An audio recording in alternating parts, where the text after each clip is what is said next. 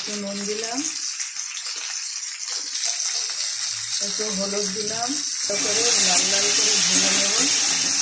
তাহলে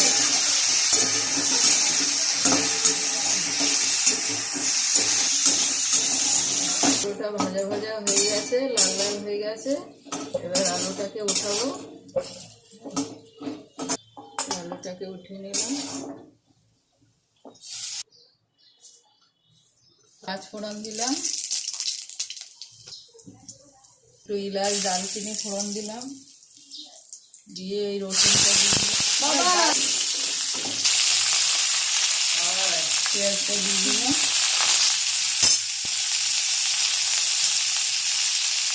এই পেঁয়াজটাকে একটু ভাজা ভাজা করে নেব। চিংড়ি মাছটাকে দিয়ে দিলাম। এটা আর আলাদা ভাজবো না, এই এর সাথেই ভাজা হয়ে যাবে।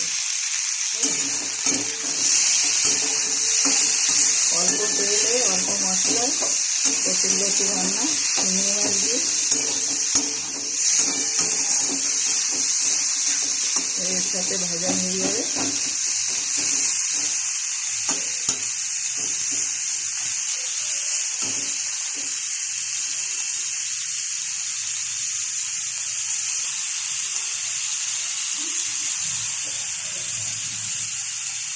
মাখানো কচুরলতিটা দিয়ে দিলাম।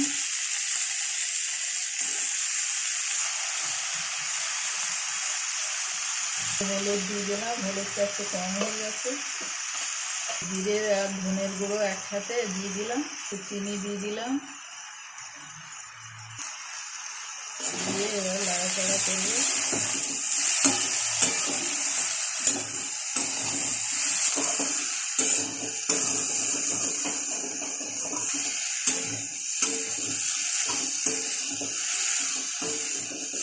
আলুগুলো এর মধ্যে দিয়ে দিলাম।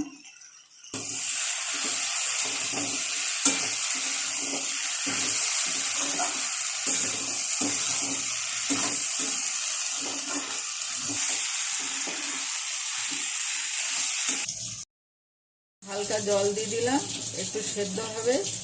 হ্যাঁ, সেদ্ধ হওয়ার পরে এবারে একটু ঢাকা দিয়ে দেবো। ঢাকা দিয়ে দিলে তাড়াতাড়ি সেদ্ধ হয়ে যাবে। হয়ে এসছে কচুরলতি দিয়ে চিংড়ি মাছ দিয়ে।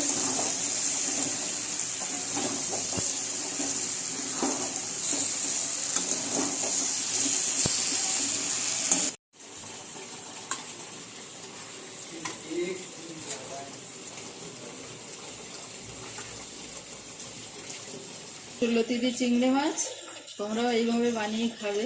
ভালো লাগলে লাইক কমেন্ট করে দেবে। তোমরা আমাদের সাথে থাকো, তোমাদের সাথে থাকাটা আমাদের একান্ত দরকার।